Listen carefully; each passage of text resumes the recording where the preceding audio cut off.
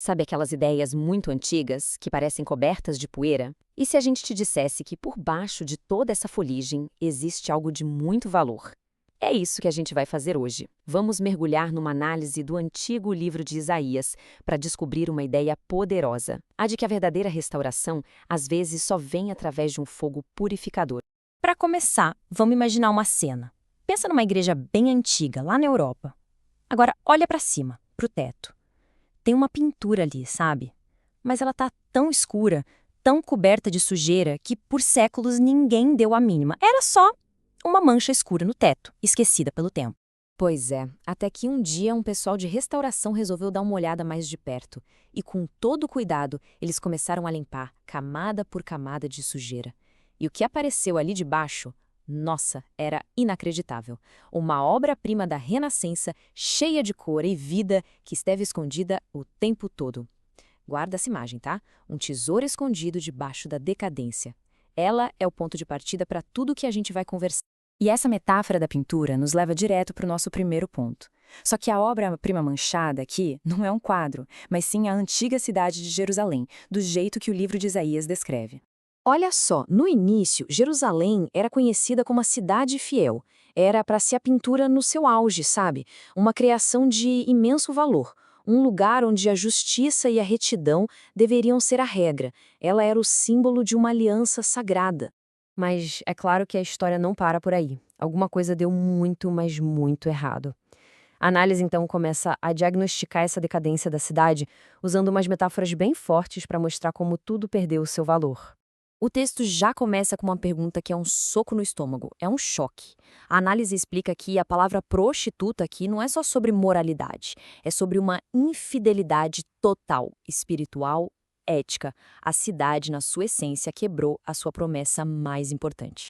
E essa imagem aqui resume perfeitamente essa queda. O que era para ser uma cidade fiel virou uma prostituta. A prata pura do seu caráter virou escória, aquele resíduo que não serve para nada na metalurgia. E o vinho potente, cheio de vida, foi batizado com água, ficou fraco. É uma imagem de desvalorização completa. Tá, mas de onde veio toda essa podridão? O texto aponta o dedo direto para a liderança. Eles são chamados de rebeldes, de parceiros de ladrões. O sistema, que deveria proteger os mais frágeis, como os órfãos e as viúvas, estava sendo usado para oprimir, tudo por causa de lucro e suborno. A corrupção não era só um detalhe, era um câncer que tinha tomado conta de tudo. Isso nos deixa com uma pergunta fundamental. Quando uma coisa tão preciosa chega a esse ponto de decadência, ainda tem salvação? Dá para limpar essa pintura? A resposta do texto é sim. Sim, tem esperança. Mas o processo para chegar lá não é nada suave. E é aqui que a análise traz a sua ideia principal. A intervenção divina não é vista como destruição, mas sim como um processo de refinamento. O interessante aqui é a linguagem que o texto usa. A promessa é de voltar a mão contra a cidade. Parece ameaçador, né? Mas logo em seguida ele diz o porquê. Para limpar, para remover toda a escória e as impurezas. E só para a gente ter uma ideia da intensidade disso, precisamos saber o que é potassa. Pensa numa substância química super forte, tipo uma lixívia, que era usada no fogo da fundição para forçar a separação entre o metal de valor e o lixo, ou seja, não é um processo nada delicado. E aqui está o pulo do gato dessa análise. O objetivo do fogo e da potassa não é acabar com as pessoas, mas sim acabar com a corrupção dentro delas. É uma diferença crucial. O foco é na purificação e não simplesmente na punição. Então, esse processo todo pode ser dividido em 4 etapas bem claras. Primeiro, a intervenção divina.